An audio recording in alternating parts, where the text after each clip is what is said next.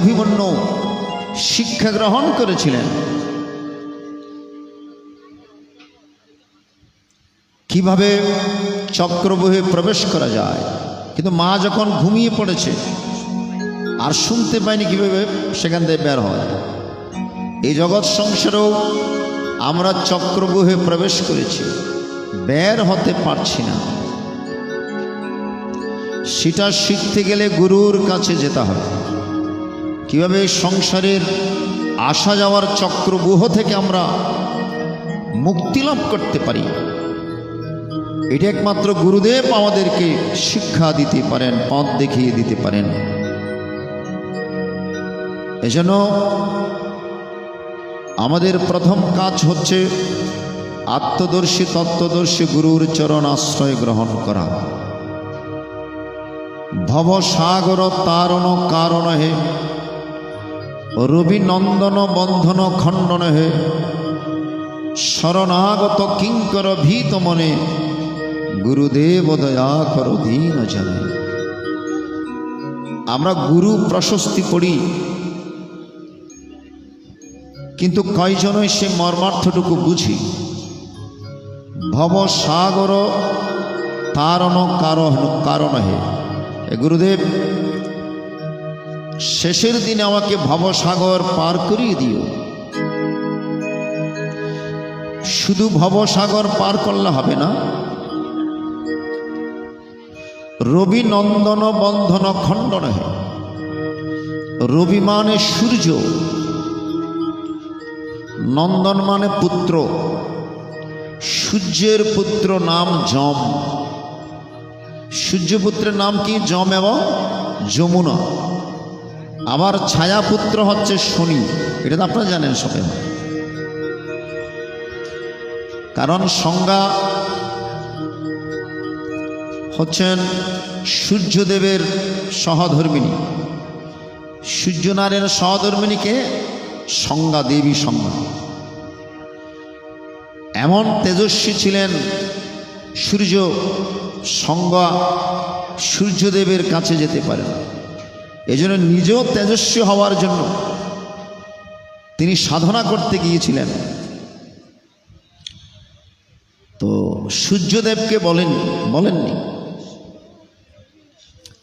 তো ছায়া, সংজ্ঞার ছায়ার মধ্যে, এই যে আমরা সূর্যের বিপরীতে যখন হাঁটি আমাদের একটা ছায়া পড়ে না, সেই ছায়াকে প্রাণ দিলেন কে? সংজ্ঞা। তখন সেই ছায়া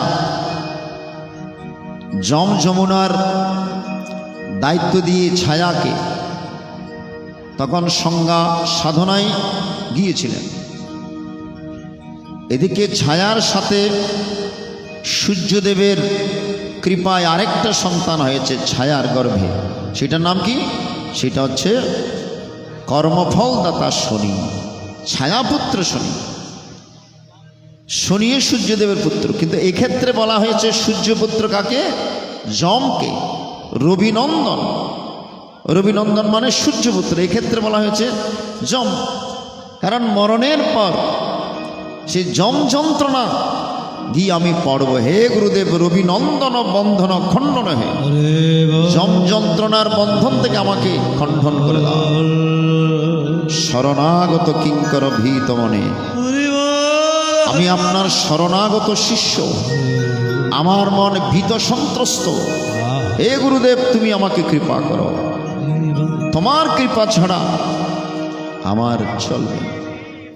এই জন্য কত সুন্দর। আমার হৃদয় দুর্বল হয়ে গেছে, দুর্বল হৃদয়ে চপল মতি নিয়ে জীবনে তোমায় ডাকা হলো না। দাও হে গুরু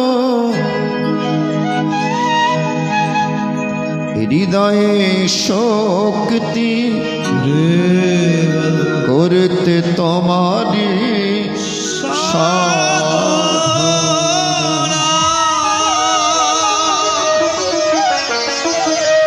হরি বল হরি বল হরি বল। দাও হে গুরু হৃদয়ে শক্তি করতে তোমারি সাধনা।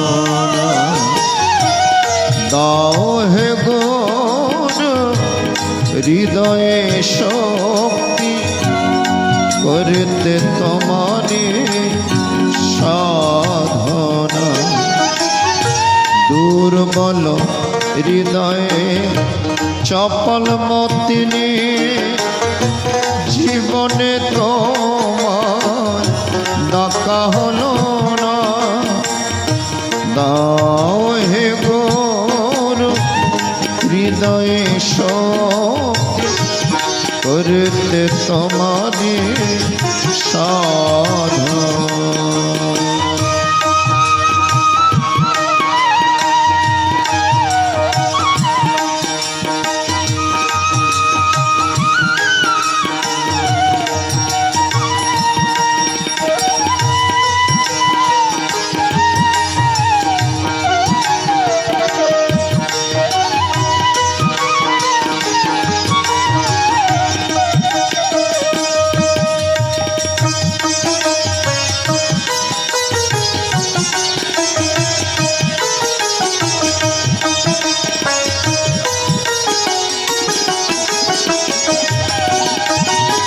ওহে দীনবন্ধু দয়ারি সিন্ধু ভিতরয়ে বিন্দু করুণা।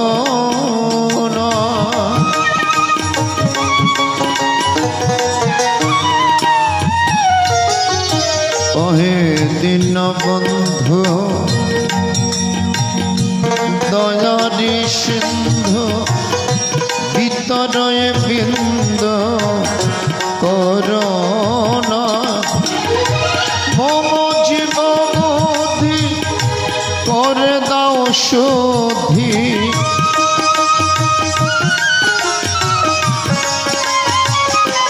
হে গুরুদেব, আমার বুদ্ধি কলুষিত হয়ে গিয়েছে, আমার বুদ্ধি কুবুদ্ধিতে পরিণত হয়েছে। তুমি কৃপা করে আমাকে সৎ বুদ্ধি প্রদান করে, তোমার সৎ উপদেশ প্রদান করে আমার বুদ্ধিকে তুমি পরিশুদ্ধ করে দাও। কি সুন্দর কথা লিখেছে। মম জীব বুদ্ধি করে দাও শুদ্ধি, মুছে দাও হৃদি কালিমা। দাও হে গুরু হৃদয়ে শক্তি করতে তোমারি সাধনা।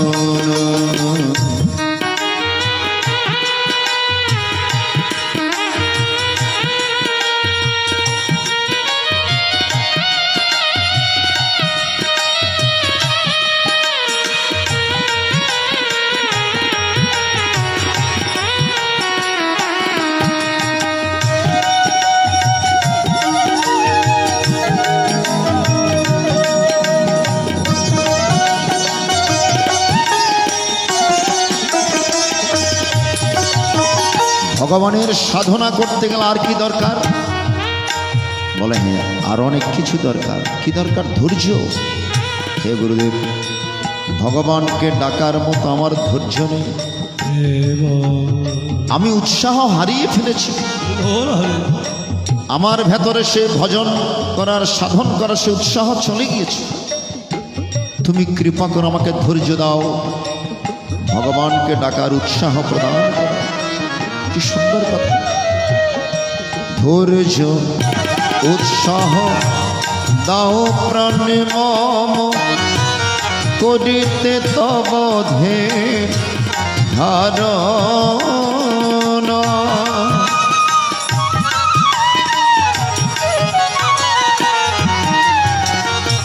ধৈর্য উৎসাহ দাও প্রাণে মম করিতে তব ধে ধারণা। তব উপাসনা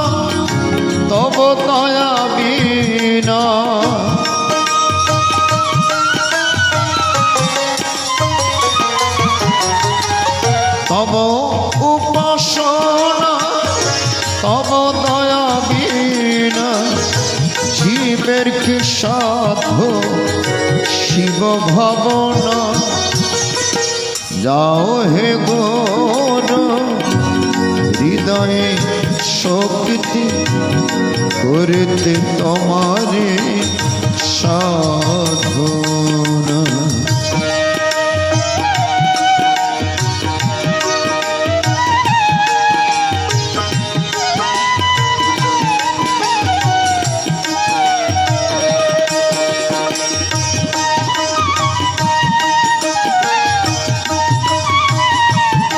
হরি বল হরি বল।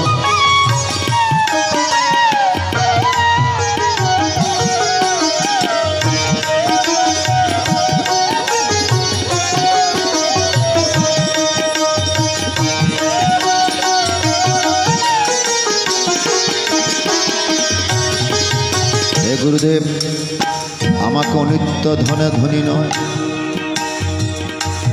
যেই ধন প্রাপ্ত হলে আর কোনো জড় জাগতিক ধন আমার প্রয়োজন হয়, সেই ধনটুকু আমি চাই। কামনা বাসনা পরিত্যাগ করে, বিষয় বাসনা পরিত্যাগ করে আমি যেন গুরু গোবিন্দের ভজনা করতে পারি, এই মন মানসিকতা আমার ভেতরে তুমি সৃষ্টি করে দাও। আমি অনেক চেষ্টা করেছি, আমি পারছি না। কি সুন্দর আবদার গুরুর কাছে। সন্তানগণ যেমন বাবা মায়ের কাছে আবদার করে, ওমা বাবা এই অঙ্কটুকু আমি পারছি না, তুমি একটু করে দাও। আমি অনেক চেষ্টা করেছি, আমি মিলাতে পারছি না, তুমি একটু করে দাও। আছে গুরুর কাছে শিষ্যের আকুল আবেদন, আমি আর কিছু চাই না, আর কিছু চাই না, শুধু এই বাসনা চরণ শরণ যেন ভুলি না।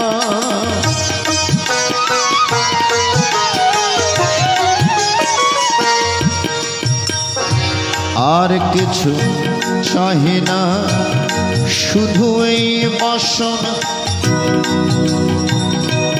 শ্রীমৎ স্বামী অদ্বৈতানন্দপুরী মহারাজ উপাসনা পদ্ধতির ভোরের যে প্রার্থনা, ভোর 4টা 4:30 উঠে যে প্রার্থনা, সেটার নাম হচ্ছে মধুসূদনের স্তুতি। এই মধুসূদনের স্তুতির মধ্যে দামি একটি কথা আছে, যত্র যত্র হি জাতঃ স্ত্রীষু বা পুরুষেষু বা তত্র তত্র অচলা ভক্তি ত্রাহি মাং মধুসূদন। ভালো করে লক্ষ্য করুন, এই জন্মে তো পুরুষ কিংবা নারী হয়ে জন্মেছি, পরবর্তী জন্মে আমার কৃতকর্মের ফলে পুরুষও হতে পারে, নারীও হতে পারে, কিংবা পশু পাখিও হতে পারে, সেটা কোনো ব্যাপার নয়। আমি যে কুলে জন্মগ্রহণ করি না কেন, তোমার নামটুকু যেন আমার স্মরণে থাকে, তোমার নাম যেন আমি নিতে পারি, এই কৃপাটুকু একটু আমাকে করুন, এটা আমি চাই। আর অন্য কিছু আমার চাওয়া পাওয়ার নাই। এই জগৎ সংসারে যত কিছু চাওয়া পাওয়া সব অনিত্য, সব কিছু ফেলে রেখে ঝর্ণা মায়ের মতো আমাদের চলে যেতে হবে পরপরে, কিছুই আমরা নিয়ে যেতে পারবো না। কিন্তু হে গুরুদেব, আজকের তোমার চরণ তলে দাঁড়িয়ে একটাই আমার প্রার্থনা, আমি আর কিছু চাই না, শুধু তোমার নামটুকু যেন আমি স্মরণে মননে রাখতে পারি, তোমার নামটুকু যেন, গোবিন্দের নামটুকু যেন আমার স্মরণে। আর কিছু চাহি না, শুধু এই বাসনা চরণ শরণ যেন ভুলি না। মদ মত্ত চিত্ত করে দাও তুমি তো,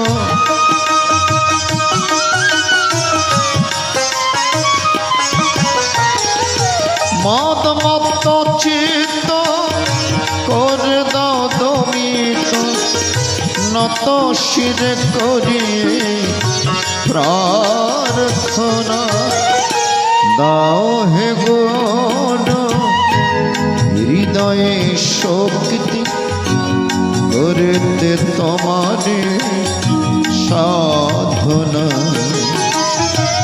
দাও হে গণ হৃদয়ে শক্তি করতে তোমারে সাধনা দুর্বল হৃদয়ে চপল মতিনে জীবনে তোমার ডাকা হলো না দাও হে গণ হৃদয়ে শক্তি করতে তোমারে সাধনা দাও হে গণ হৃদয়ে শক্তি করতে তোমারে সাধনা করতে তোমারে সাধনা করতে তোমারে সাধনা।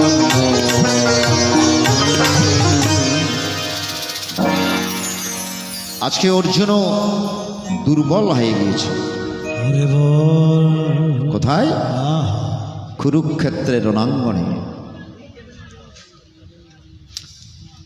অর্জুন এত বড় বীর, এত বড় যোদ্ধা,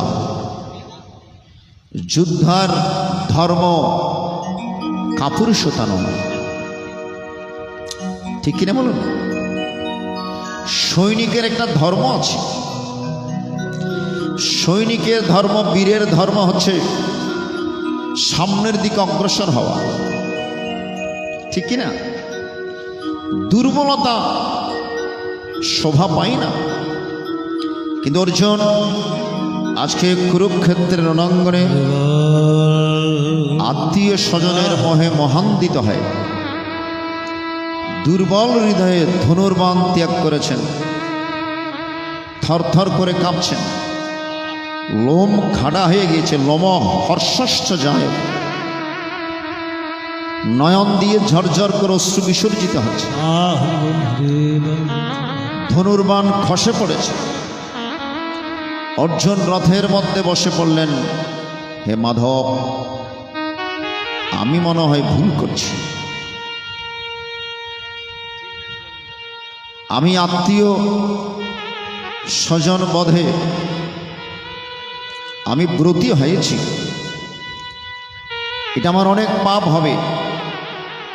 এখানে হাজার হাজার লক্ষ লক্ষ বীর সেনাগণ মারা যাবে, তাদের সহধর্মীরগণ অকালে স্বামী হারা, হয়তো তারা ব্যভিচারিণী হবে, সেখানে বর্ণ সংকরের সৃষ্টি হবে। বর্ণ সংকরের সৃষ্টি হলে সেখানে লুপ্তপিণ্ড উদক ক্রিয়া, সেখানে ক্রিয়াকর্ম আদি লুপ্ত হয়।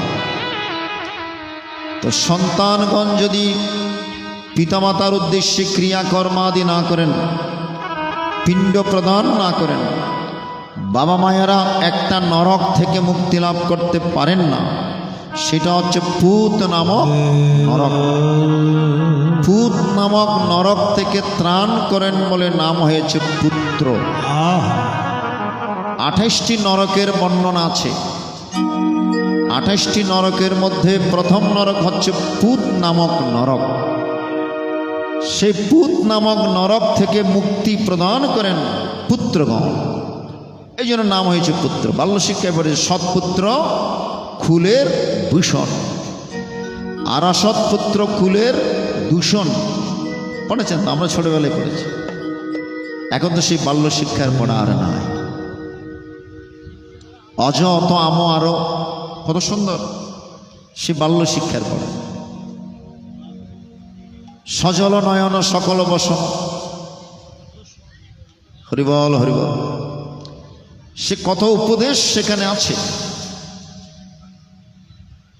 সে বাল্য শিক্ষার এক একটা উপদেশ নিয়ে বড় একটা প্যারাগ্রাফ হবে, রচনা হবে। এরকম এই জন্য সেখানে লিখেছেন সৎপুত্র কুলের ভূষণ। ভূষণ মানে অলঙ্কার, কুলের অহংকার। এই জগৎ সংসারে সংসার করার উদ্দেশ্য কেবলমাত্র আনন্দ ফুর্তি নয়। এই সংসারে সংসার করার উদ্দেশ্য হচ্ছে আপনার ঘরে যেন একজন সৎ সন্তানের জন্ম হয়, সুপুত্রের জন্ম হয়, কৃষ্ণ ভক্ত সন্তানের জন্ম হয়। এই জন্য শ্রী শ্রী ঠাকুর অনুকূল চন্দ্রজি, শ্রী শ্রী ঠাকুর অনুকূল চন্দ্রজি একটি সুন্দর বাণী দিয়েছেন। ওনার বাণীর মধ্যে স্বামীর প্রতি টান যেমনি ছেলো জীবন পাইতে, কি লিখেছেন? স্বামীর প্রতি টান যেমনি ছেলো জীবন পাইতে। আমার মায়েরা, স্বামীর প্রতি যেরকম নিষ্ঠা ভক্তি, ওই রকম সচ্চরিত্রবান সন্তান আপনার ঘরের মধ্যে আসবে। তাই তখনকার যুগে, এখন সেই সিস্টেম নেই।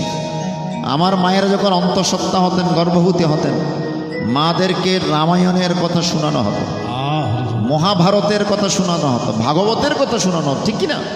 যেন আগত সন্তান কৃষ্ণ ভক্ত হয়, চরিত্রমান হয়, সৎসন্তান হয়। এখন সে কৃষ্টি আর নেই। এখন তো সন্তান আসা মাত্র মোবাইল নিয়ে টানাটানি করে, কিছু মনে করে। এখন তো সন্তান আসা মাত্র রিমোট নিয়ে টানাটানি করে। কেন? কারণ আমার মায়েরা সন্তানকে জঠরে ধারণ করে বেশি বেশি সিরিয়াল দেখেছেন, বেশি বেশি ফেসবুক দেখেছেন, ওই প্রভাবটুকু সন্তানের মধ্যে বর্তায়। এটা একদম শাস্ত্র সিদ্ধান্ত, বানানো কথা। মায়েরা সন্তানকে জঠরে ধরে যেই মনোভাব নিয়ে চলবেন, ওই মনোভাব সন্তানের পড়বে, একদম স্বতঃসিদ্ধ কথা। এই জন্য এই জগৎ সংসারে সংসার করার উদ্দেশ্য আপনার ঘরে যেন একজন ভগীরথের মতো সন্তান আসে। রাজা ভগীরথ 60,000 পিতৃপুরুষকে উদ্ধার করেছিলেন। কিভাবে? গঙ্গা মাকে আহ্বান করে মত্তধামে নিয়ে এসে। এরকম সন্তানের দরকার। এরকম ধ্যানী জ্ঞানী সন্তান যদি আপনার ঘরে আসে, ওই দিকে 14 পুরুষ, সেই দিকে 14 পুরুষ মুক্ত করে। হরিবল হরিবল, লক্ষ্য কর। আজকে অত্যন্ত ভালো লাগছে যে প্রয়াতা মাতাজি ভক্তিমতী ঝরনা বিশ্বাস মহোদয়ার সুযোগ্য পুত্রগণ যথাক্রমে লিটন বিশ্বাস এবং উজ্জ্বল বিশ্বাস, একদিকে ব্রাহ্মণ পণ্ডিত সহকারে আদ্যশ্রাদ্ধের অনুষ্ঠান ব্রাহ্মণ পণ্ডিতদের সমন্বয়ে সুচারুরূপে সম্পন্ন করছেন। আজকে যেটা হচ্ছে, এটা আদ্যশ্রাদ্ধ। শ্মশান ঘাটে যেটা করেছেন, এটা হচ্ছে অন্ত্যেষ্টি ক্রিয়া। আমরা অনেকে জানি না, আমরা এটাকে অনেকে অন্ত্যেষ্টি ক্রিয়া বলি। আসলে অন্ত্যেষ্টি ক্রিয়া হচ্ছে শ্মশান ঘাটে বসে যেটা করেছে। অন্তে মানে শেষ, ইষ্টি মানে যজ্ঞ। অন্তে মানে শেষ, আর ইষ্টি মানে যজ্ঞ। মায়ের উদ্দেশ্যে শেষ যজ্ঞ করেছেন ওই শ্মশান ঘাটে। মুখাগ্নি করেছেন আর ব্রহ্মগ্নির মধ্যে তুলে দিয়েছেন, আগুনের মধ্যে তুলে দিয়েছেন। মুখের মধ্যে আগুন দিয়েছেন কেন? জীবদ্দশায় এই মুখ দিয়ে কত মিথ্যা কথা বলেছে, সত্য কথা বলেছে, এই মুখ অপবিত্র হয়ে গিয়েছে। এই জন্য অগ্নি হচ্ছে পবিত্রতার প্রতীক। আমার ব্রাহ্মণ ঠাকুররা বলবেন, তবু আমি একটুখানি বলছি। অগ্নি হচ্ছে পবিত্রতার প্রতীক। শ্মশান থেকে আসলে একটা আগুন ছুঁইতে হয় তো নাকি, আর একটু দিতে মুখে দিতে হয়, আর স্বর্ণ দুঃখিত লোহা স্পর্শ করতে হয়। এগুলো ছোটবেলায় থেকে দেখেছি। তাহলে আগুন হচ্ছে পবিত্রতার প্রতীক। এই জন্য একটু মুখাগ্নি করে এই মুখকে পবিত্র করে দেয়, তারপর ব্রহ্ম অগ্নির মধ্যে আগুনের মধ্যে তুলে দেওয়া, ব্রহ্ম অগ্নির মধ্যে তুলে দেওয়া। কিছুক্ষণ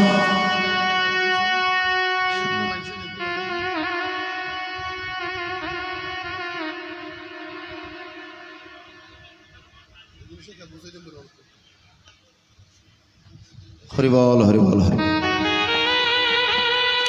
হরিবল হরিবল হরে কৃষ্ণ। এক গোসাইজি জিজ্ঞেস করলেন, এত ধর্মগ্রন্থ থাকতে এই শ্রাদ্ধাবাসরে গীতা পাঠ কেন করা হয়? একটু পরে গিয়ে সেই কথা বলছি। হরিবল হরে কৃষ্ণ। তাই কিছুক্ষণের মধ্যে 2-3-4 ঘন্টার মধ্যে এক মুঠো ছায়ে রূপান্তরিত হতে হয়। এটা অন্ত্যেষ্টিক্রিয়া। 1 মাস কিংবা 15 দিন পর আজকে যেটা হচ্ছে, এটা হচ্ছে আদ্য শ্রাদ্ধ। আদ্য মানে প্রথম, শ্রাদ্ধ মানে শ্রদ্ধার সহিত নিবেদন করা। ঠাকুর অনুকূল চন্দ্রের মানে পিতাই শ্রদ্ধা মায়ে টান, সেই ছেলে হয় সাম্যপ্রাণ। পিতার প্রতি শ্রদ্ধা আর মায়ের প্রতি টান, মাতৃভক্তি অটুট যত, সেই ছেলে হয় কীর্তি তত। মায়ের প্রতি যেই সন্তানের ভক্তিনিষ্ঠা বেশি, সেই সন্তানগণ কীর্তিমান হয়। কারণ এই জগৎ সংসার আপনি সব কিছু ঋণ পরিশোধ করতে পারবেন, কিন্তু মায়ের ঋণ পরিশোধ করতে পারবেন না। যখন আমরা মাতৃজঠর থেকে ধরাধামে আসি, আমরা 3টা ঋণে ঋণী হয়ে যাই। আমরা দেব দেবতাদের কাছে ঋণী, আমরা ঋষিদের কাছে ঋণী, আমরা পিতৃপুরুষদের কাছে ঋণী। তাহলে দেব দেবতার সেই ঋণ কিভাবে পরিশোধ করবেন? দেব দেবতারা যে আগুন, জল, বায়ু যেগুলো দিয়েছেন, এগুলো যদি আমরা ঠিক ঠিক রাখতে পারি, তাহলে দেব দেবতাদের সেই ঋণ আমরা পরিশোধ করতে পারি। যেমন বায়ু দেবতা আমাদেরকে বায়ু দিয়েছেন, সেই বায়ুকে যদি আমরা বিভিন্নভাবে দূষিত করে দিই, তাহলে সেই ঋণ, আমরা ঋণগ্রস্ত হয়ে যাব। আমাদেরকে জল দিয়েছেন, আমরা জলের মধ্যে বিভিন্ন কিছু ফেলে সেই জলকে আমরা বিষাক্ত করে দিয়েছি, তাহলে আমরা কেমন করে সেই ঋণ থেকে মুক্তি লাভ করব? এই যেগুলো দেবদেবতা আমাদেরকে দিয়েছেন, এগুলো যদি আমরা ঠিকভাবে রাখতে পারি, তাহলে আমরা দেবদেবতাদের ঋণ থেকে আমরা মুক্তি লাভ করব। আর ঋষির আমাদেরকে শাস্ত্র দিয়েছেন, সেই শাস্ত্র যদি আমরা ঠিকভাবে পাঠ করি কিংবা শ্রবণ করি, তাহলে আমরা ঋষি ঋণ থেকে মুক্তি লাভ করব। এই জন্য ছোটবেলায় দেখতাম আমার বাবার যখন দোকান থেকে আসতেন বাড়িতে রাত্রিবেলা, ভাগবত নিয়ে বসতেন, মহাভারত নিয়ে বসতেন, গীতা নিয়ে বসতেন। ঠিক কি না, নাকি ভুল বলছি? এখন তো আমরা বাইরে থেকে আসলেই মোবাইল নিয়ে বসি, ওই মহাভারত নিয়ে আমরা বসি না, আমরা রামায়ণ পড়ি না, আমরা ভাগবত পড়ি না, গীতা পড়ি না। ছোটবেলায় যখন গ্রামে থাকতাম, আমার এক পিসিমা ছিলেন, পিসিমা বিবাহের 3 মাসের মাথায় পিসাবাবু মারা গিয়েছে। উনি আর দ্বিতীয় সংসার করেননি, উনি ব্রহ্মচর্য জীবন পালন করেছেন এবং এই ভাগবত, রামায়ণ এগুলো নিয়ে থাকতেন। যদিও পড়ালেখা নেই, কিন্তু সে মহাভারত, ভাগবত নামের সব মুখস্থ ছিল। ছোটবেলা আমাদেরকে ডেকে বলতেন, বাবা একটু ভাগবত নিয়ে বয়, বাবা একটু রামায়ণটুকু পড়, এই প্রবাসখণ্ডটুকু একটু পড় বাবা। আমরা একটু পড়লেই আর পড়তে হবে, উনি সমস্ত ঘটনা আমাদেরকে বলে, এমন জ্ঞান ওনার মধ্যে ছিল। উনি গড় করে সমস্ত ঘটনা ওনার মুখস্থ, উনি বলে দিন।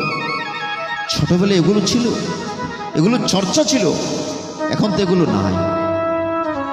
আপনি ঋষির থেকে মুক্তি হবেন কখন, মুক্তি লাভ করবেন কখন, যখন ঋষিরা ধ্যানের মধ্যে বসে যেই শাস্ত্রগুলো দিয়েছেন, এই শাস্ত্রগুলো আমরা পড়তে না পারলেও যদি আমরা শ্রবণ করি, যেমন আজকে আপনারা যারা গীতা বাসর এসছেন এবং এত সুন্দর পবিত্র মন নিয়ে গীতা শুনছেন, এই গীতা শ্রবণের মাধ্যমে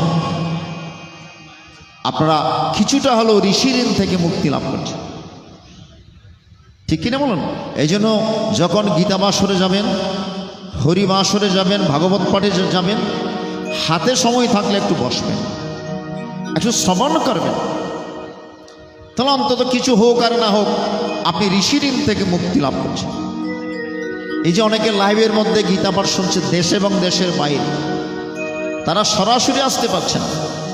একদিন লাইভ না দিলে আমাকে ফোন করে বলেন, প্রভু যে আজকে গীতা পাঠ ছিল না, আজকে আপনার লাইভ শুনি নেই, গীতা পাঠ শুনিনি। বলছেন না, অনেক সময় নেটওয়ার্ক ডিস্টার্ব করে দেওয়া যায় না, লাইভ দেওয়া যায় না, এখানে আসতে পারছে না, অথচ এখানে লাইভের মধ্যে 100-এর উপরে ভক্তবৃন্দরা এই গীতা পাঠ শুনছে। কাজের ফাঁকে আপনারা ওই রকম বাবা, কাজের ফাঁকে একটু মোবাইলে অন্য কিছু আজে বাজে জিনিস না দেখে তারা গীতা পাঠটুকু শুনছে। আমি ভগবানের কাছে তাদের জন্য প্রার্থনা করি, যারা দেশ এবং দেশের বাইরে থেকে অনলাইনের কল্যাণে, ফেসবুকের কল্যাণে, মোবাইলের কল্যাণে, যারা কাজের ফাঁকে ফাঁকে মোবাইলের মাধ্যমে যারা গীতাটুকু শ্রবণ করছে, তাদেরও যাতে মঙ্গল হয় ভগবানের কাছে সেই প্রার্থনা করি। তাহলে এই গীতার কথা, ভাগবত কথা, হরি কথা যদি আমরা শুনতে পারি, তাহলে আমরা ঋষির ঋণ থেকে মুক্তি লাভ করব। আর ক্রিয়াকর্মাদির মাধ্যমে পিতৃপুরুষদের ঋণ থেকে আপনি মুক্ত হতে পারবেন, কিন্তু মায়ের ঋণ থেকে মুক্ত হওয়া যাবে না। কাশীর মণিকর্ণিকার ঘাটে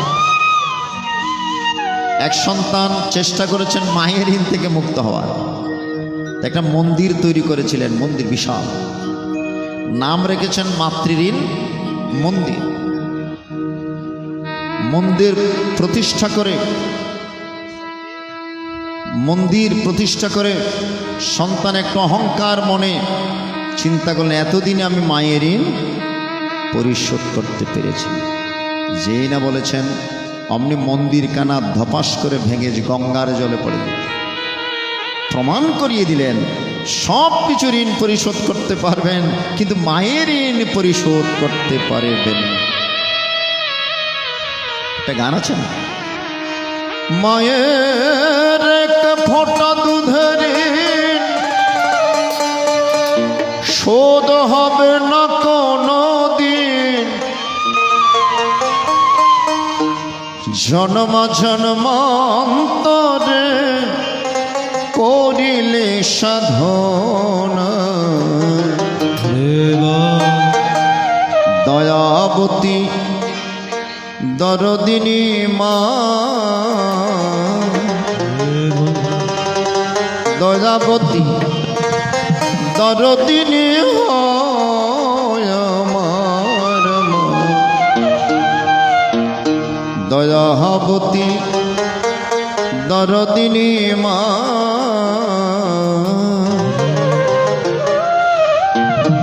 হরি বল হরি বল হরি বল হরি।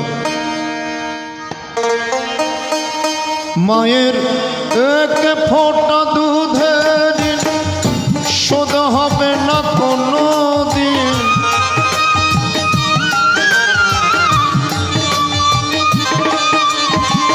একজন সন্তানকে একজন মা পৃথিবীতে আনতে কত কিনা কষ্ট, কতই না ত্যাগ করেন। নিজের শরীরের দিকে তাকান, নিজের চেহারার সৌন্দর্যের দিকে লক্ষ্য থাকে না।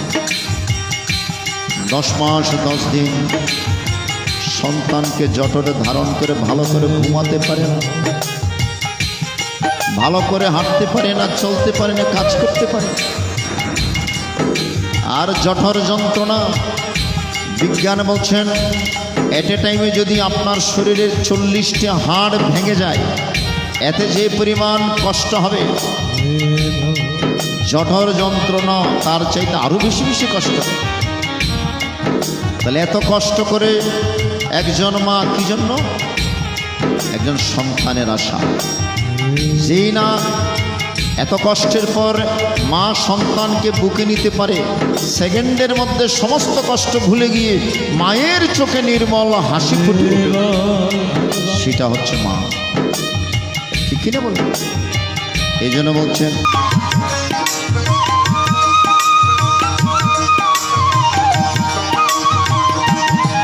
দরদিন হয় আমার দয়াবতী, দরদিনী মা,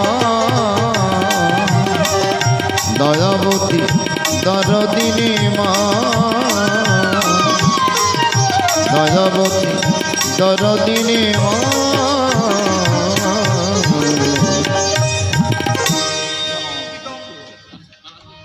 প্রীতম হরিবল হরিবল। তাই সুধীমণ্ডলী, সন্তানগণ আজকে মাকে হারিয়েছেন, শোকগ্রস্ত হয়েছেন।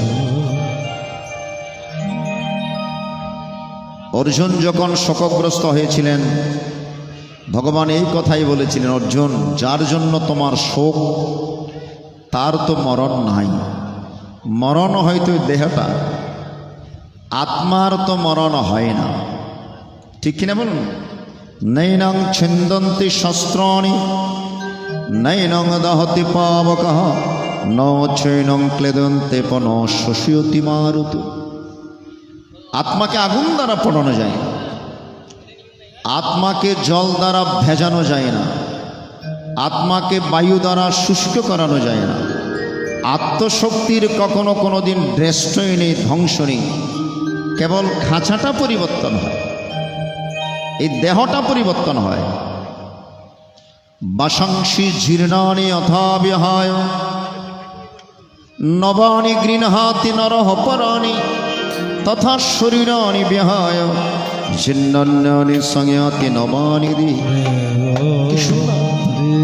বলে মানুষ যেমন জীর্ণ বস্ত্র পরিত্যাগ করে, বাসাংসি মানে বস্ত্র, বস্ত্র যখন জীর্ণ হয়ে যায়, পুরাতন হয়ে যায়, এই পুরাতন বস্ত্রখানা পরিত্যাগ করে,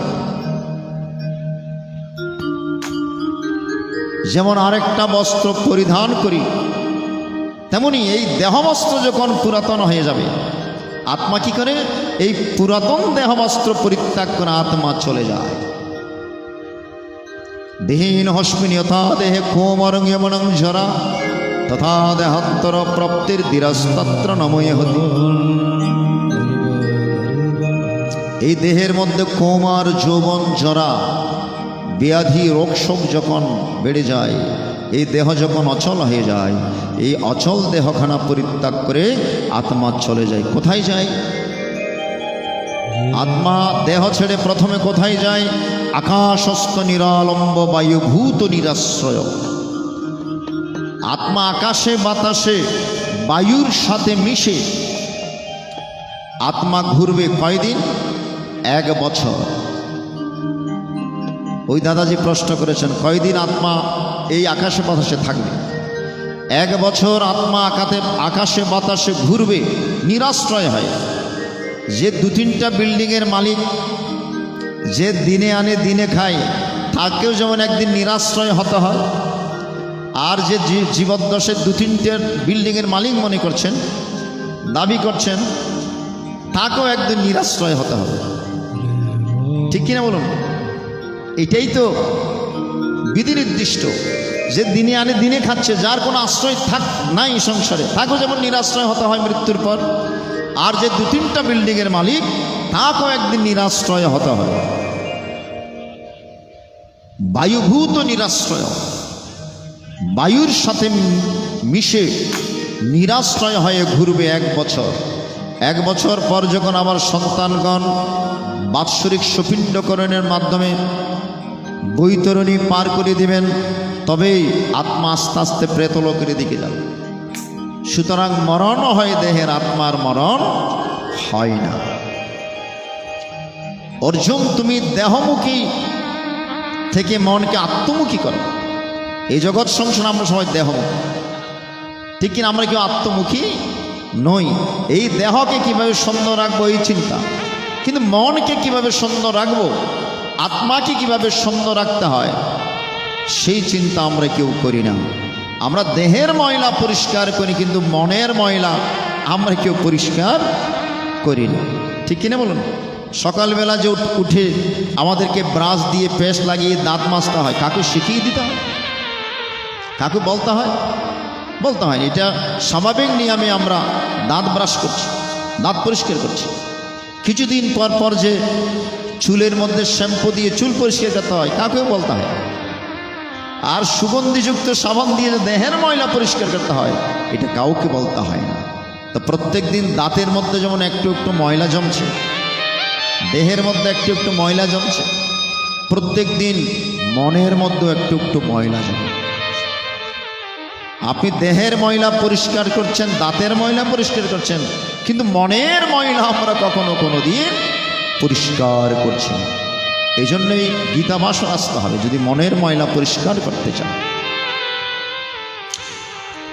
এক গোসাইজি প্রশ্ন করলেন, শ্রীমৎ শম্ভুনাথ গোসাইজি, লোকনাথ সেবাশ্রম, সারোয়াতলি, সনাতনে এত ধর্মগ্রন্থ থাকার সত্ত্বেও শ্রাদ্ধানুষ্ঠানে শ্রীমদ্ ভগবদ্ গীতা পাঠ কেন করা হয়? আমাদের অনেক ধর্মগ্রন্থ, প্রধান ধর্মগ্রন্থের নাম কি? বেদ। বেদের সারবস্তু বেদান্ত, বেদাঙ্গ। বেদান্তের সারবস্তু উপনিষদ, আর উপনিষদের সারবস্তু শ্রীমদ্ ভগবদ্ গীতা। সর্ব উপনিষদ গাভ দুগ্ধা গোপাল নন্দন পার্থবৎস সুধীর ভোক্তা দুগ্ধম গীতমৃতং মহা। ভালো করে লক্ষ্য করবেন, শ্রাদ্ধাবাসরে কেন গীতা পাঠ করেন? হরিবল হরিবল হরিবল। সর্বোপনিষদ গাভ। আমার মায়েরা যখন গোয়ালে গিয়ে দুগ্ধ দোহান করতে যান, গোয়াল ঘরে গিয়ে, নাকি যাদের ঘরে দুধালু গাভী আছে, সাথে করে কাকে নিয়ে যেতে হয়? গরুর বাছুরটাকে নিয়ে যেতে হয়, ঠিক কিনা? কারণ গরুর বাছুরকে না দেখলে গাভী বেশি বেশি দুধ দিবে। এই জন্য বাছুরটাকে নিয়ে গিয়ে ওলানের মধ্যে প্রথমে পানানো হয়। এটা আপনাদের ভাষায় কি বলে জানেন? যখন দুগ্ধ সজোরে পড়তে আরম্ভ করে, গরুর বাছুরকে টেনে নিয়ে খুঁটির সাথে বেঁধে রেখেছে, আপনি ভালো করে দুগ্ধ দহন করছেন। যখন স্পিড একটু কমে আসবে, আবার বাছুরটাকে এনে মুখ লাগিয়ে দিয়ে আবার পানানো হচ্ছে। যখন আবার সজোরে দুগ্ধ পড়তে আরম্ভ করছে, গরুর বাছুরটাকে টেনে নিয়ে খুঁটির সাথে বেঁধে রাখা। গরুর দুধ গরুর বাছুর ভালো করে খেতে পারে না, খারা খায়। আমরা আপনারাই তো বিভিন্নভাবে দই বসিয়ে, মিষ্টি বানিয়ে, মাখন বানিয়ে, ছানা বানিয়ে, ঘি বানিয়ে কত রকম করে আমরা সেবা করি, নাকি? তেমনি সর্বোপনিষদ গাভ, সমস্ত বেদ বেদান্ত উপনিষদ গাভী স্বরূপ। দুগ্ধা গোপাল নন্দন, দহন কর্তা হচ্ছে ভগবান শ্রীকৃষ্ণ। আর পার্থ, পার্থ মানে বৎস, বৎস মানে বাছুর, পার্থ মানে অর্জুন। অর্জুন হচ্ছেন সেই গাভীর বাছুর। অর্জুনকে বাছুর হিসেবে নিয়ে ভগবান উপনিষদ স্বরূপ যে গাভী থেকে দুগ্ধ মন্থন করেছেন, এগুলোর গ্রহীতাকে, ভোক্তাকে বলে সদুত্তর দিয়েছেন সুধীর ভক্তা। যারা সুধী, যারা ভক্ত, তারাই হচ্ছেন এই দুগ্ধ গীতামৃতের ভক্তা। তাহলে সমস্ত বেদ বেদান্ত উপনিষদের সারবস্তু এই শ্রীমদ্ ভগবদ্ গীতা। তাহলে গীতা পাঠ করলে কি বেদ পাঠ হচ্ছে না? উপনিষদ পাঠ হচ্ছে না? গীতা সুগীতা কর্তব্য কিমন্বয় শাস্ত্র বিস্তরয় ইয়া স্বয়ং পদ্মনাভশ্চ মুখপদ্মাদি বিনিষ্ঠিত। এটা এই শ্লোকের মধ্যে আছে। সমস্ত শাস্ত্রকে মন্থন করে সমস্ত শাস্ত্রকে মন্থন করে ভগবান কলিহত জীবের মুক্তির তরে এই শ্রীমদ্ ভগবদ গীতা প্রদান করেছেন। কারণ কলিহত জীব আয়ুষ্কাল একদম কম। সত্যযুগের মানুষের গড়াই ছিল 1,00,000 বছর, ত্রেতা যুগের মানুষের গড়াই ছিল 10,000 বছর, দাপর যুগের মানুষের গড়াই ছিল 1,000 বছর, আর কলিযুগের মানুষের গড়াইও 100 বছর। 100 বছর কয়জন বাঁচে? এখন তো 60, 70, 80-র মধ্যে হরে কৃষ্ণ হরিবল হয়ে যাবে, ঠিক কিনা? এত কম বয়সে বেদ বেদান্ত উপনিষদ পাঠ করে ব্রাহ্মী স্থিতি লাভ করা সকলের পক্ষে সম্ভব নয়। তাই সমস্ত কিছু মন্থন করে ভগবান দিয়েছেন এই শ্রীমদ্ তাহলে গীতা পাঠ করলে আর কিছু পাঠের দরকার পড়ে। আপনি চাইলে পাঠ করতে পারেন। যেমন সেদিন হাটাজারি একটা অনুষ্ঠানে গিয়েছিলাম, স্বরূপ দাস বাবাজির মা গত হয়েছে। প্রথম দিন গীতা পাঠ দিয়েছে, এর পরের দিন আবার ভাগবত পাঠ, তারপর আরো বিভিন্ন গ্রন্থাদি পাঠ দিয়েছেন। আপনি দিতে পারেন, কিন্তু আমার বিশ্বাস এই শ্রীমদ্ ভগবত গীতা পাঠ করলে আর কিছু পাঠের দরকার পড়ে না। সর্বশাস্ত্রময়ী গীতা, সর্বদেবময় হরি, সর্বতীর্থময় গঙ্গা, সর্বদেবময় মন। সর্বতীর্থ সর্বশাস্ত্রময়ী গীতা, এই গীতা হচ্ছে সর্বশাস্ত্রের সার। তাহলে গীতা পাঠ করলেই যেহেতু ভগবানের মুখনিসৃত, এটা কোনো সাধু সন্ন্যাসী মুখনিসৃত বাণী না, এটা কার মুখনিসৃত বাণী? স্বয়ং ভগবানের মুখনিসৃত বাণী। সুতরাং এই শ্রীমদ্ ভগবদ গীতা যদি আপনি শ্রদ্ধাবাসরে পাঠ করেন, আর কিছু পাঠের দরকার নেই। এই যে গীতার মাহাত্ম্য বলা আছে, পিতৃ অনুদ্দিশ্য ইয়ো শ্রদ্ধে গীতা পাঠং করোতি সন্তুষ্ট পিতরস্তস্য নির্যন্তি স্বর্গতিম। পিতামাতার শ্রদ্ধাবাসরে যদি গীতা পাঠের আয়োজন করা হয়, তাহলে পিতামাতার আত্মা, পিতৃপুরুষের আত্মা অত্যন্ত খুশি হন, সন্তুষ্ট হন, এবং তিনি যদি নরকেও যান, নরক থেকে স্বর্গধামে গমন করেন। এই জন্য আপনার বাবা মাকে যদি খুশি করতে চান, এই শ্রদ্ধাবসরে গীতা পাঠ অবশ্যই করতে হবে। এটা গীতার মাহাত্ম্যে লিখে আছে, ঠিক কিনা? তাহলে আপনার নিশ্চয় প্রশ্নের উত্তর পেয়েছেন। শ্রদ্ধাবসরে কেন গীতা পাঠের আয়োজন করা হয়? হরিবল হরিবল হরিবল। গীতা পড়ে গীতা শোনে, গীতা পড়ে গীতা শুনে জীব মুক্ত হয়। বল গীতার জয়, বল গীতার জয়। ওই দাদাজি প্রশ্ন করলেন, ভগবান গীতার বাণী অর্জুনকে বলার আগে কাকে প্রথমে বলেছিলেন? এটা একটু পরে গিয়ে বলছি। হরিবল হরিবল হরিবল। গীতা পড়ে গীতা শুনে, গীতা পড়ে গীতা শুনে জীব মুক্ত হয়। বল গীতার জয়, বল গীতার জয়, বল গীতার জয়, বল গীতার জয়।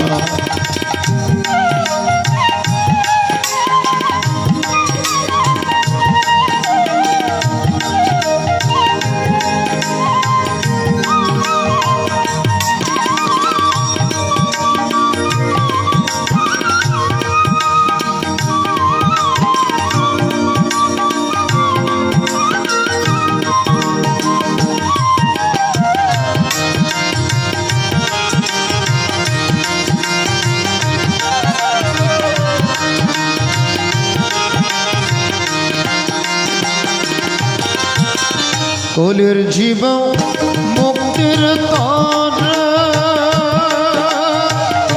কুরুক্ষেত্রে অর্জুনের।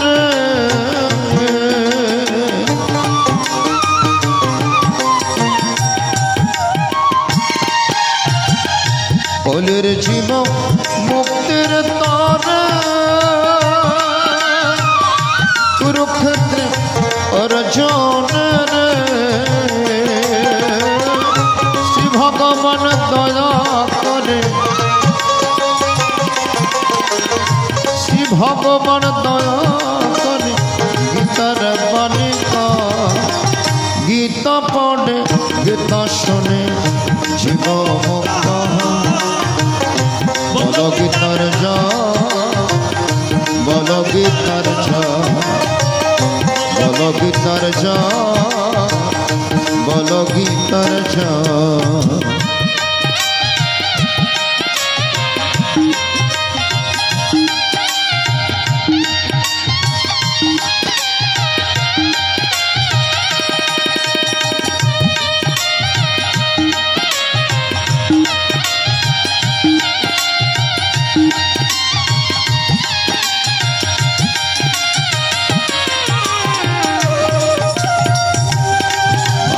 हरि बोल जय जय गीता प्रिय भक्त मत हरि हरि बोल रहनो दुर्दिन जमजमन तूफान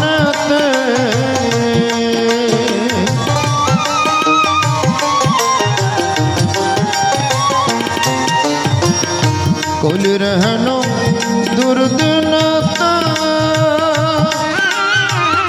जमजमन तूफान गीतार बाणी ग्रहण गीतार बाणी ग्रहण नहीं कोनो भाव गीता पढ़े गीता सुने जीव मुक्त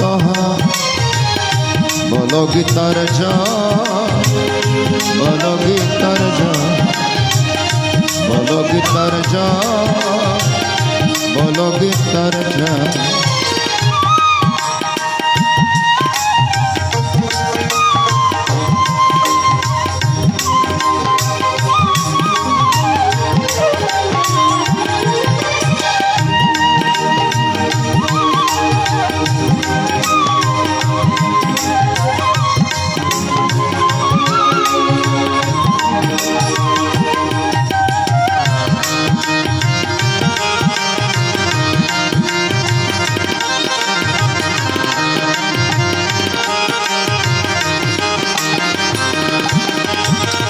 বাঁচিবারে চাহ যদি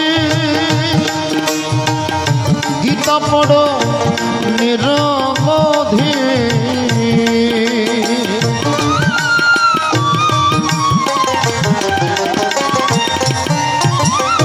বাঁচিবারে চাহ যদি গীতা পড়ো নিরবধি दूर जब भव व्याधि दूर जब भव व्याधि नलिन नंद का गीता पढ़े गीता सुने जीव मुक्त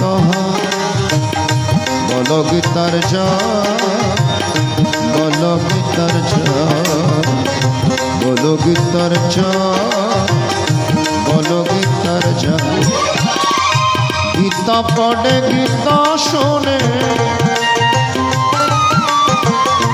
गीता पढ़े गीता सुने जीव मुक्त बोलो गीतार जय बोलो गीतार जय बोलो गीतार जय बोलो गीतार जय बोलो गीतार जय बोलो गीतार जय बोलो गीतार जय बोलो गीतार जय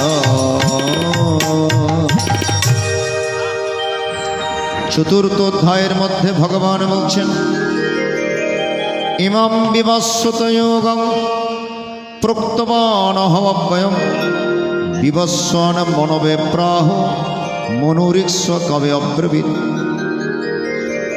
एवं परंपरा प्राप्तमिमं रजर्षय विदुः সকালেন হমহতা যোগ নষ্ট পরন্তপ। অর্জুন, এই শ্রীমদ্ ভগবদ গীতা শুধু কুরুক্ষেত্রের মাঠ থেকে সৃষ্ট নয়। এই গীতার কথা আমি পূর্বে সূর্যদেবকে বলেছিলাম সৃষ্টির প্রারম্ভে। সূর্য তৎপুত্র মনুকে, মনু তৎপুত্র ইক্ষ্বাকুকে, এটা পরম্পরা বিদ্যা। এবং পরম্পরা প্রপ্তমিমং রজর্ষয় বিদুঃ সকালেন হমহত যোগ নষ্ট পরন্ত। তাহলে প্রথম কাকে বলেছিলেন? সূর্যদেবকে। সূর্যদেব কাকে বলেছেন? মনুকে। মনু তার পুত্র ইক্ষ্বাকু। এটা পরম্পরা আসছে, কিন্তু কালের গতিতে এটা নষ্ট হয়ে গিয়েছে। এটা ভগবান গীতাতে বলে দিয়েছে, এটা আর ধরাধামের মধ্যে আর নাই। পুনরায় তোমাকে বলছি কেন? কারণ তুমি আমার ভক্ত। ভক্ত হসিমে সখা চিতি রহস্যং হেদুত্তম। তুমি আমার সখা এবং তুমি আমার ভক্ত বলে এই পুরাতন হারিয়ে যাওয়া কথা আমি তোমাকে বারংবার বলছি। ভক্ত না হলে ভগবানের কথা হয় না। সেদিন অর্জুন বিষাদগ্রস্ত হয়েছিল বলেই ভগবান অর্জুনকে এই গীতার বাণী, গীতার জ্ঞান পুনরায় প্রদান করেছেন। ঠিক কিনা বলুন? তাহলে সাধকের সাধনা শুরু হয় বিষাদ দিয়ে। তাহলে সেদিন যদি ভগবান অর্জুনকে না বলতেন, তাহলে আমরা তো শ্রীমদ্ ভগবদ গীতা পেতাম না। ঠিক কিনা বলুন? পঞ্চম অধ্যায়ে কর্ম সন্ন্যাস যোগের কথা বললেন, ষষ্ঠ অধ্যায়ে অভ্যাস যোগের কথা, আর সপ্তম অধ্যায়ে জ্ঞান বিজ্ঞান যোগের কথা বললেন। নবম অধ্যায়ে, অষ্টম অধ্যায়ে অক্ষর ব্রহ্ম যোগের কথা, আর নবম অধ্যায়ে রাজবিদ্যা রাজগুহ্যতম আহ্বান, এবং দশম অধ্যায়ে বিভূতির কথা বলার পর একাদশ অধ্যায়ে এসে ভগবান অর্জুনের মনোবাসনা পূর্ণ করার জন্য বিশ্বরূপ দর্শন প্রদান করলেন। এবার মোটামুটি অর্জুন বুঝতে পেরেছেন ভগবান শ্রীকৃষ্ণ সাধারণ মানব নয়, তিনি মহামানব। তাহলে মনের সমস্ত সন্দেহ দূর হওয়ার কথা নাকি? তাহলে এতটুকুতেই গীতা শেষ হওয়ার কথা। কিন্তু দ্বাদশ অধ্যায়ে এসে আবার মনের কোন একটা প্রশ্ন থেকে গিয়েছে অর্জুনের। এই জন্য ভগবানকে আবার দ্বাদশ অধ্যায় থেকে গীতা বলতে হয়েছে। তাহলে কি প্রশ্ন এসেছিল? যে একাদশ অধ্যায়ের পরে অর্জুন মোটামুটি নিশ্চিত এটা ভগবান শ্রীকৃষ্ণ, এটা সামান্য পুরুষ নয়, এটা একাদশ অধ্যায় স্বীকার করেছে। আবার কেন মনের মধ্যে প্রশ্ন আসবে? আবার কেন ভগবানের প্রতি সন্দেহ আসবে? বলে সাপ মেরে লেজের মধ্যে যদি একটু প্রাণ থাকে, যে কোনো সময় আবার ছোবল দিতে পারে। এই জন্য অর্জুনের কামনা বাসনার সাপ মরে গিয়েছে অন্তর থেকে, কিন্তু হৃদয়ের কোনো একটা সন্দেহ থেকে গিয়েছে।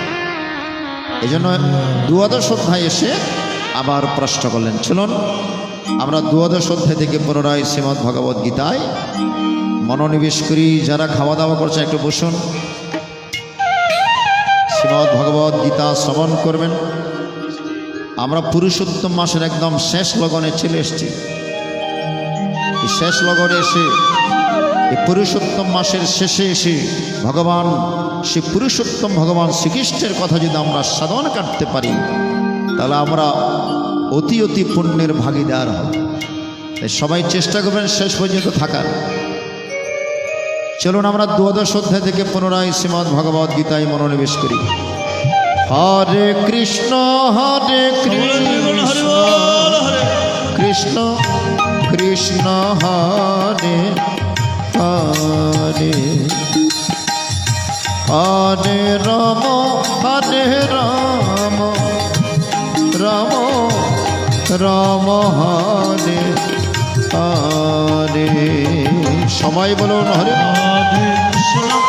হরে কৃষ্ণ কৃষ্ণ কৃষ্ণ হরে হরে হরে রাম হরে রাম রাম রাম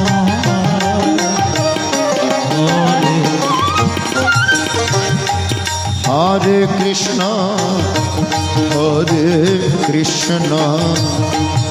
কৃষ্ণ কৃষ্ণ হরে হরে হরে রাম হরে Ram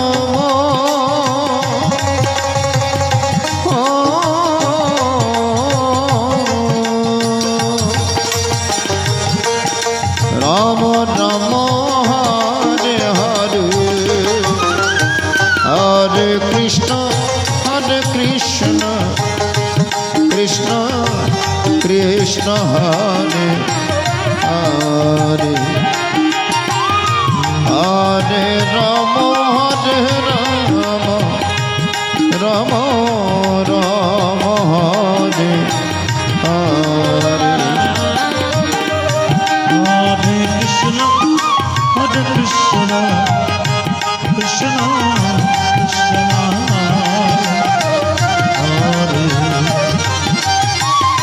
Hare Ram, Hare Ram, Ram Hare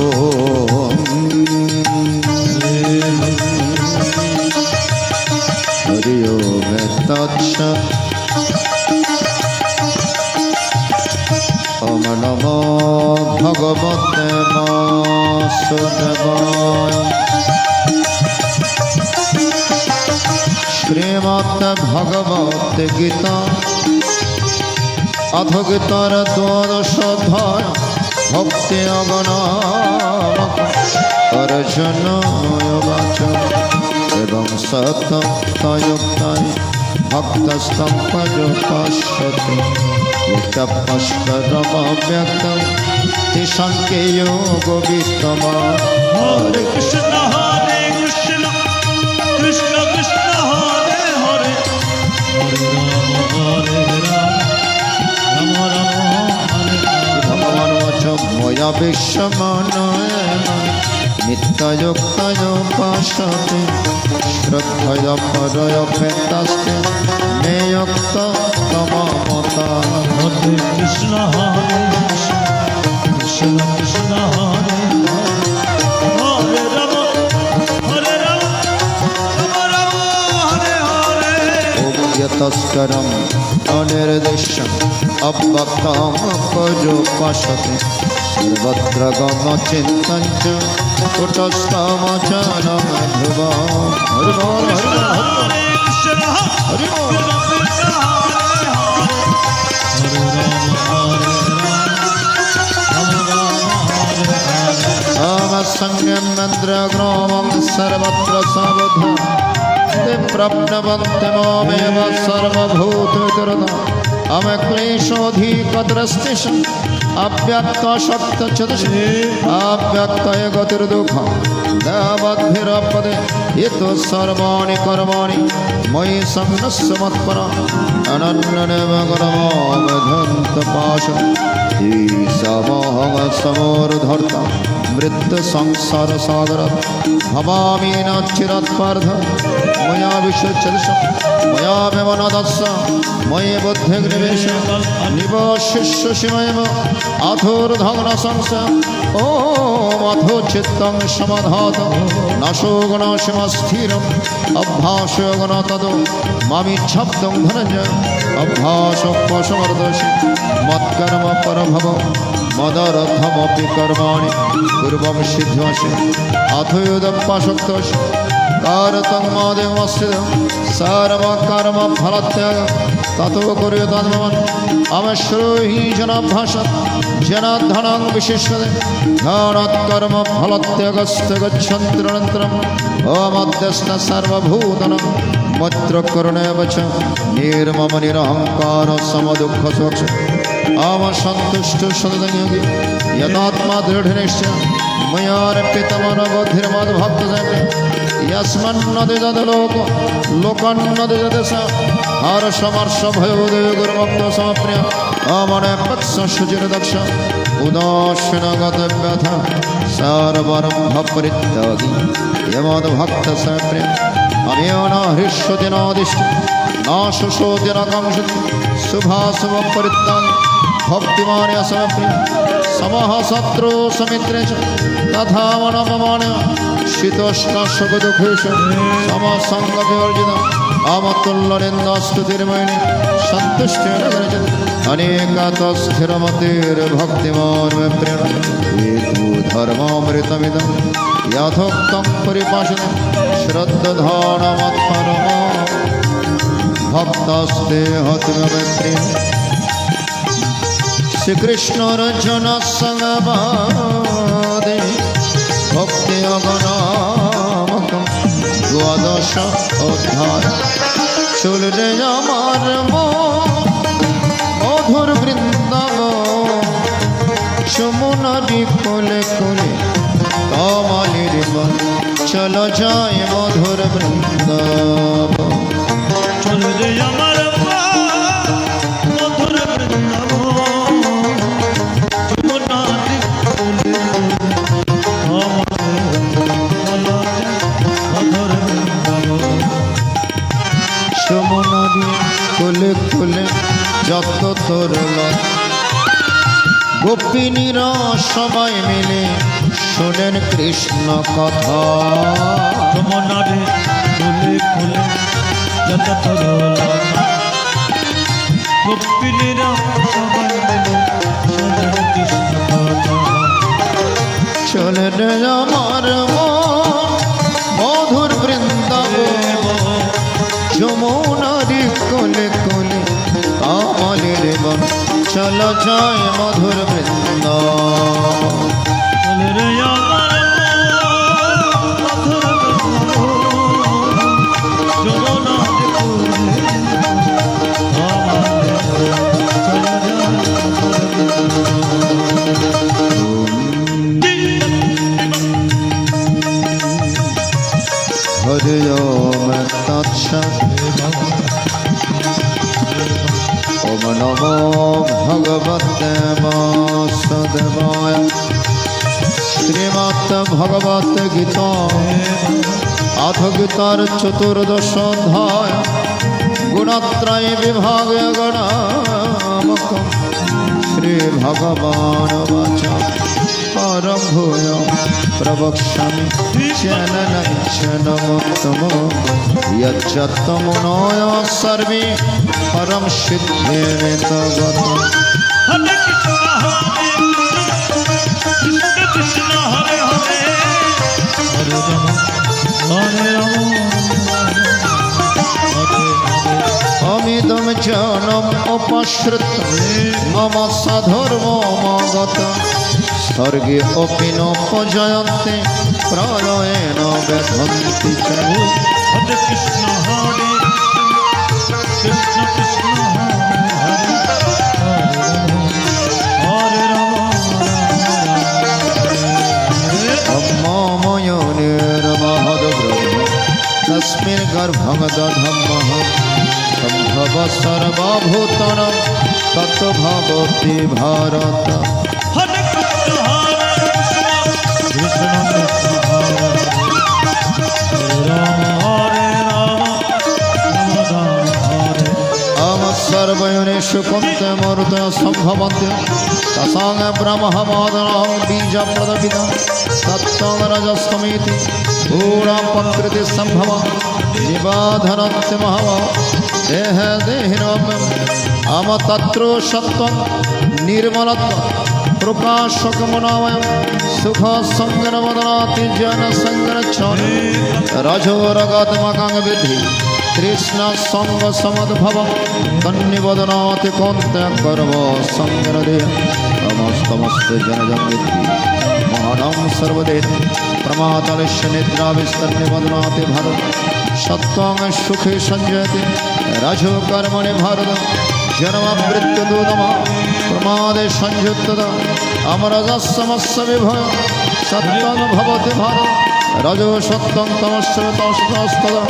सर्वद्वारेषु प्रकाश बजायते জনং যদ বিদ্যদ বিবৃদ্ধং সত্যমিত লঘোপবৃত্তিরারম্ভ কর্মণমসমস্প্রিয় রাজস্বেন বিবৃদ্ধি পরতর্ষ अप्रकाशो प्रतिष्ठ प्रमादो च तमस्य जयति विवृद्धे गुरुनन्दन यदा सत्यमवृद्धतु प्रणयदावृत् तदुत्तम विदां लोकान् मलान् प्रदत्ते रजसो लङ्गत्व कर्म संविषयत् तथा पुनस्तमुनेश जयत् कर्मणो सुकृतस्स सत्यकां निर्मलं फलं रजो स्वस्तिमलं दत्तम् अक्षरं तमशनं सत्त्वात् संयते जनं रजसोलोभेव च प्रमादमोतमशं भवदक्षिणं च अमरुधं गच्छन्ति सत्त्वस्तं मध्ये तिष्ठन्ति राजसा जगन्नगुणवृत्तिस्ताधो गच्छन्ति तमसा आवनन्नं गुणभ्यो कर्तनं यदा दष्टमश्यते गुणेभ्यश्च परं व्यक्तिमद्भवं सूर्योच अङ्गनेन तान्तित्तत्रिन् देहि देहसोधवन् जान्ममृत्युजरा दुःखर्व्योक्तमृतमसि अर्जुनो युवाच कुरुलङ्गस्त्रीन्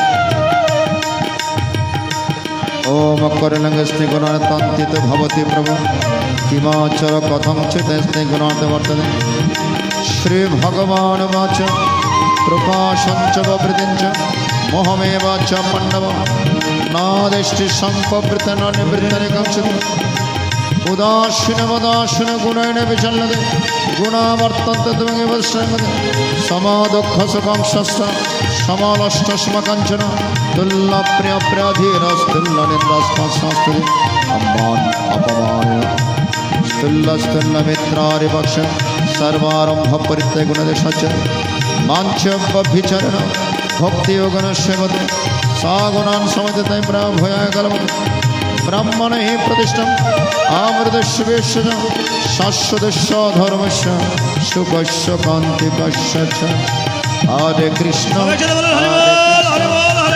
कृष्ण हरे हरे हरे राम राम राम हरे हरे हरे कृष्ण कृष्ण कृष्ण हरे हरे हरे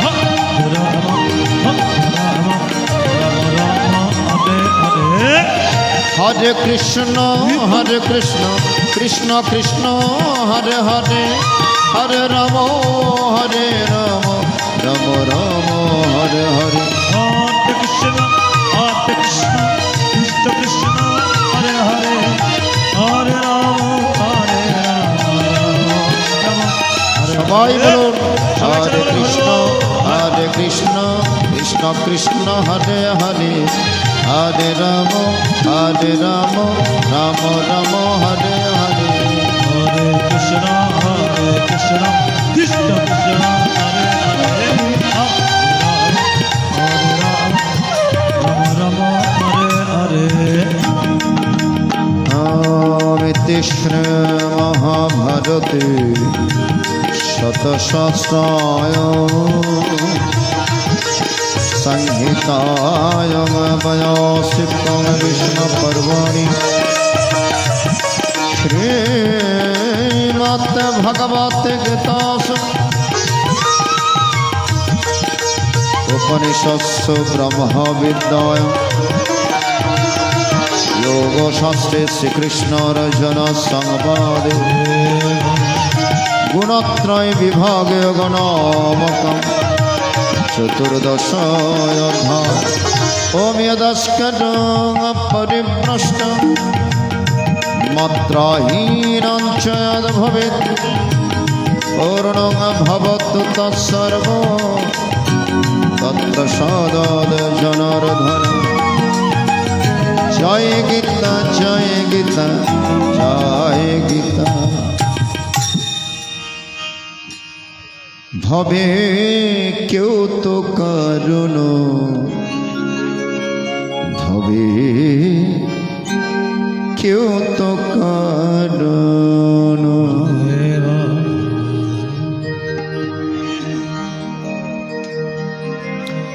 এই জগৎ সংসারে কেউ কারো নয়।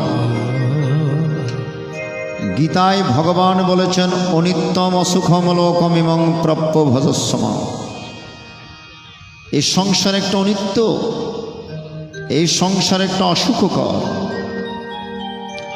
আপনি কিসে সুখ পাবেন, কিসে শান্তি পাবেন, প্রকৃত সুখ কিসে? প্রশ্ন করেছিলেন কে? যমরাজ। কাকে? যুধিষ্ঠির মহারাজকে। যখন রাজ্যভার হারিয়ে পঞ্চপাণ্ডব ভ্রমণে ঘুরেছিলেন,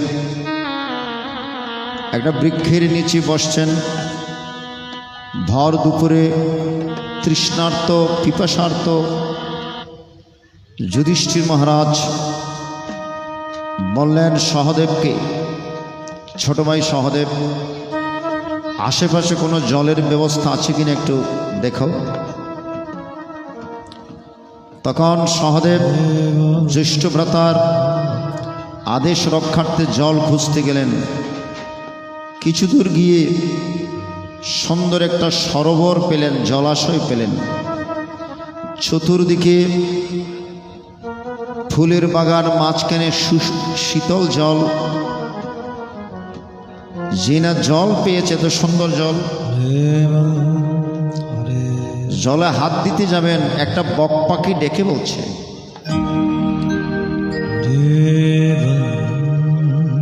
এই পঞ্চপাণ্ডবের কনিষ্ঠ পাণ্ডব সহদেব, এই অঞ্চল আমার, এই ফুলের বাগান আমার, এই জলাশয় আমার, এখান থেকে জল নিতে গেলে কন্ডিশন আছে। কন্ডিশন কি? কন্ডিশন বলে কয়েকটি প্রশ্নের উত্তর দিতে হবে। কয়েকটি প্রশ্ন উত্তর না দিয়ে জল নেওয়া যাবে না।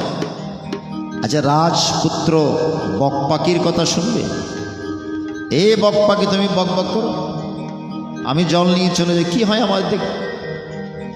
রাজপুত্র তো, যেই না বক পাখির কথা না মেনে জলে হাত দিয়েছে, সহদেব মৃত্যুর কোলে ঢলে পড়েছে। যুধিষ্ঠির মহারাজ বলছেন, নকুল, সহদেব গিয়েছে তো অনেকক্ষণ হচ্ছে, এখন তো জল নিয়ে আসেনি, কোনো বিপদ হয়েছে কিনা একটু দেখো না। নকুল গিয়ে দেখলেন একই অবস্থা, সহদেব পড়ে রয়েছে। জল জেনে জলে হাত দিতে যাবেন, অমনি বক পাখি। এ নকুল মহারাজ সাবধান, প্রশ্নের উত্তর না দিয়ে জল না নিবে, একই অবস্থা। কে শুনে বক পাখির কথা, যে না হাত দিয়েছে, নকুলের মৃত্যু। একইভাবে অর্জুন, অর্জুন তো আরো বীর, বক পাখির কথা শুন, যেই না হাত দিয়েছে, অর্জুন হেঁকে। এবার এসছে ভীম, যার গায়ে হাজার হাজার হাতির বল আছে। ভীমের গায়ে হাজার হাতির বল, ছোট্ট বক পাখির কথা শুনবে, যেই না হাত দিয়েছে, অমনি মৃত্যুর কোলে ঢলে পড়েছে। 4 ভাই মৃত। এবার যুধিষ্ঠির মহারাজ, হাইরে, সমস্ত ভাই চলে গিয়েছে, কোনো ভাই তো আসছে না, কি ব্যাপার, আমি একটু গিয়ে দেখি। যুধিষ্ঠির মহারাজ খুঁজতে খুঁজতে সেই সরোবরের কাছে পৌঁছলেন। জলাশয়ের নিকটে গিয়ে দেখলেন 4 ভাই মৃত। সুন্দর জলাশয়, আগে জলে হাত দিতে যাবে, বক পাখি বলছেন, হে মহারাজ যুধিষ্ঠির, এই জলাশয়ে থেকে জল নিতে গেলে আমার কিছু প্রশ্নের উত্তর আপনাকে দিতে হবে, নাহলে আর তোমার অন্যান্য ভাইয়ের অবস্থা হবে। পুণ্য আত্মা যুধিষ্ঠির ধর্মকর্মে মতিস্থির, ভালো শিক্ষা। তাহলে এই জগৎ সংসারে যুধিষ্ঠির কারা? যারা ধর্ম এবং কর্মে স্থির, মনে স্থির, মতে স্থির। আমরা না বুঝি তো অনেক চঞ্চলতার বশীভূত অনেক কাজ করে ফেলি, নাকি? ভাবিয়া করিও কাজ করিয়া ভাবিও। চট্টগ্রামের ভাষায় একটা কথা, খিয়াজারের মধ্যেও বাঘ থাকে। এজন্য বক পাখি হলো, তার কথা শুনতে হবে।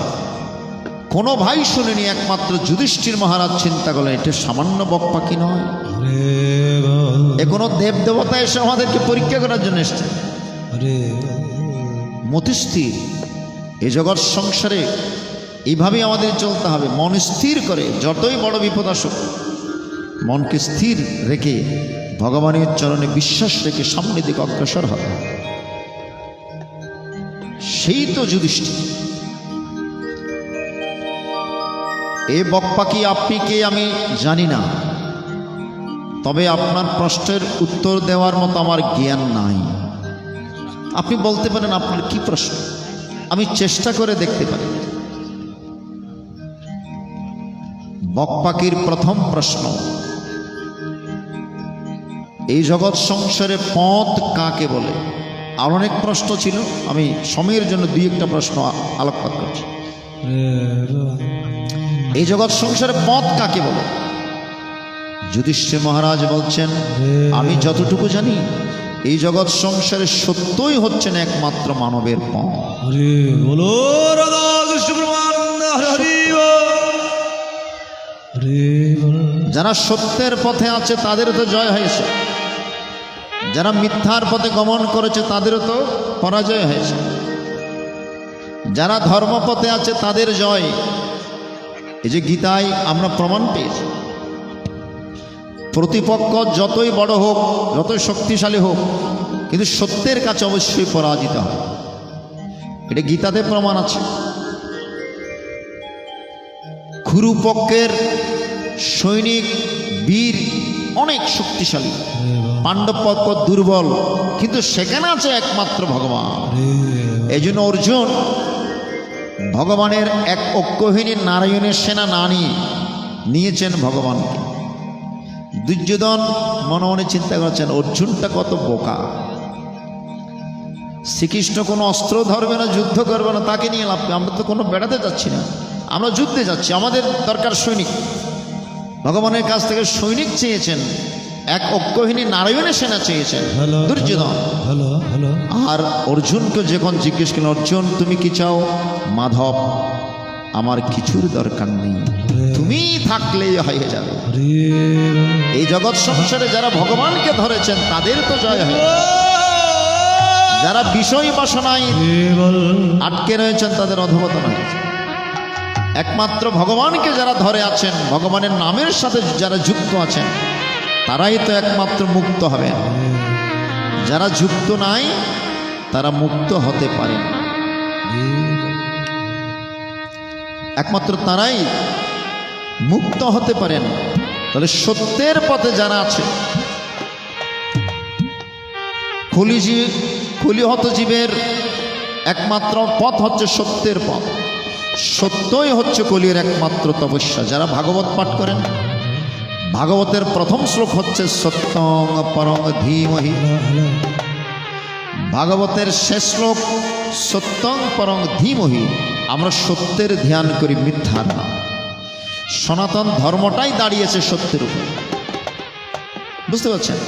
এই জন্য বাবা লোকনাথ, গতকালকে বাবা লোকনাথের অনুষ্ঠান ছিল, সেখানেও বলেছে, বাবা লোকনাথ বলেছেন, অহংকারে মত্ত হয়ে সত্যকে ভুলো না, পরনিন্দা পরচর্চায় মজে থাকো না। তোমরা অহংকারে মত্ত হয়ে সত্যকে ভুলো না, পরনিন্দা পরচর্চায় মজে থেকো না। অহংকারে মত্ত হয়ে সত্যকে ভুলো না, পরনিন্দা পরচর্চায় মজে থাকো না। অহংকারে মত্ত হয়ে সত্যকে ভুলো না, পরনিন্দা পরচর্চায় মজে থেকো না। তোমরা করিও সর্বদা নিজে, তোমরা করিও সর্বদা নিজে আত্মবিশ্লেষণ, অন্য করিলে হইবে অভিষ্ট পুরো তোমরা।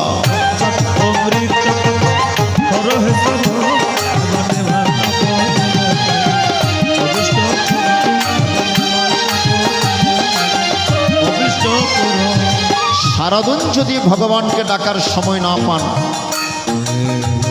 অন্তত রাত্রিবেলা ঘুমানোর আগে বসে আপনি ভগবানকে ডেকে নেবেন। 5 মিনিট ঘুমানোর আগে বিছানায় বসে আপনি ভগবানের নাম স্মরণ করুন। এবং বাবা লোকনাথ বলছেন, ঘুমানোর আগে বসে একটু হিসেব নিকেশ করবে, সারাদিন তোমরা কতটুকু ভালো কাজ করলে আর কতটুকু খারাপ কাজ করলে।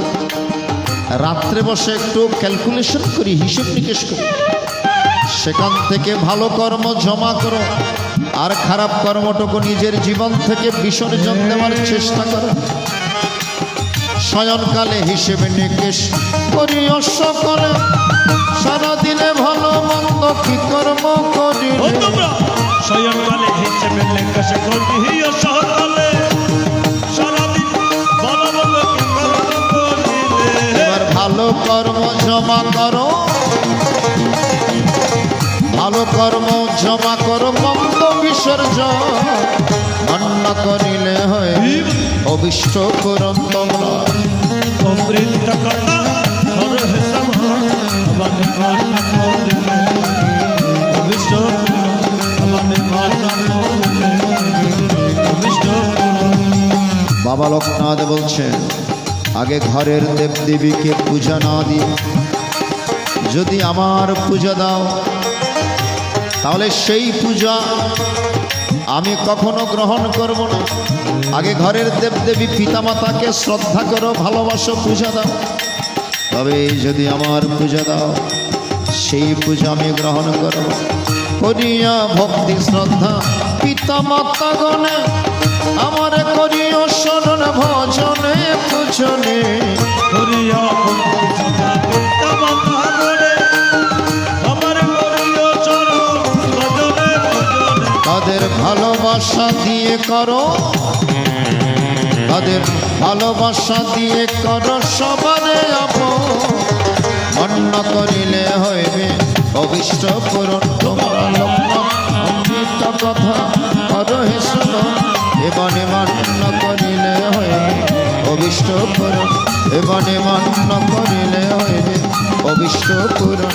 এবারে মান্য করিলে হইবে অবিষ্ট পূরণ। বাবা বাবা। দ্বিতীয় প্রশ্ন কি?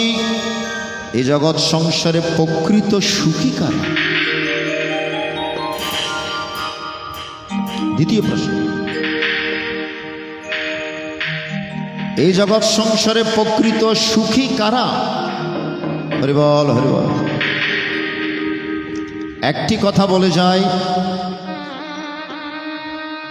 এই সংসারে আমরা এসেছি জন্ম জন্মান্তরের কর্মফল ভোগ করার জন্য। এই জগৎ সংসার আমরা কেউ সুখে নাই, আমরা কেউ শান্তিতে নাই, ঠিক কিনা বলুন? টাকা পয়সা ধন দৌলত বেশি থাকলে মনে করবেন না সুখে আছেন। যত বাড়ে তালা তত বাড়ে জ্বালা, ঠিক কিনা? তাহলে প্রকৃত সুখ কিসে? যুধিষ্ঠির মহারাজ উত্তর দিচ্ছেন, অপ্রবাসী অরিণী বেলা শেষে সাকান্ন ভোজন করে, তার মতো সুখী নাই এই জগৎ ও সংসারে কিংবা বিশ্ব চরাচরে। অপ্রবাসী নিজের বাসগৃহে থেকে ঋণ না করে বেলা শেষে সাকান্ন ভোজন করে যদি গুরু গোবিন্দের নাম নিয়ে থাকতে পারে, তার মতো সুখী এই জগৎ সংসারে আর নাই। আমরা অনেকে রয়েছি ঋণং কৃত্য ঘিতং পিবেত, আমরা অনেকে ঋণ করে ঘি খেতে পছন্দ করি। শাস্ত্রে বলছেন না, আপনার যা আছে তা দিয়ে আপনি বেলা শেষে সাকান্ন ভোজন করেও যদি ভগবানের নাম নিয়ে থাকতে পারেন, গুরু গোবিন্দের নাম নিয়ে থাকতে পারেন, তার মতো সুখী জগৎ সংসার। সেই জন্য প্রকৃত সুখী মানুষ। বাবা। 3 নম্বর প্রশ্ন কি? এই জগৎ সংসার আশ্চর্য জিনিস কি? আশ্চর্য।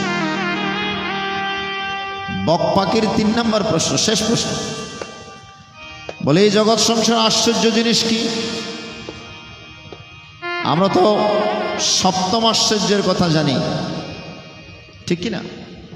কিন্তু তার বাইরে আরেকটা আশ্চর্য জিনিস আছে। যুধিষ্ঠির মহারাজ বলছেন, বলে মানুষ যে মরণের কথা ভুলে যায়, তার মতো আশ্চর্য জিনিস আর কিছুই না। এই বিশ্বব্যাপী সেকেন্ডে সেকেন্ডে মানুষ মারা যাচ্ছে, ঠিক কিনা? সারা পৃথিবীময় সেকেন্ডে সেকেন্ডে মানুষ মারা যাচ্ছে। ভারতের যেটা মহাশ্মশান, সেখানে কিছুক্ষণ পরপরই মৃতদেহ আসে, 50-100টা ডেড বডি এট এ টাইমে জ্বলছে। কিন্তু তা সত্ত্বেও অনেকে মনে করি আমার বোধহয় মরণ হবে না, ঠিক কিনা? আমরা মরণের কথা ভুলে গিয়ে আমরা কতই না পাপ কাজ করি, কতই না 2 নম্বরই কাজ করি, কতই না আমরা লোক ঠকাই, ঠিক কিনা?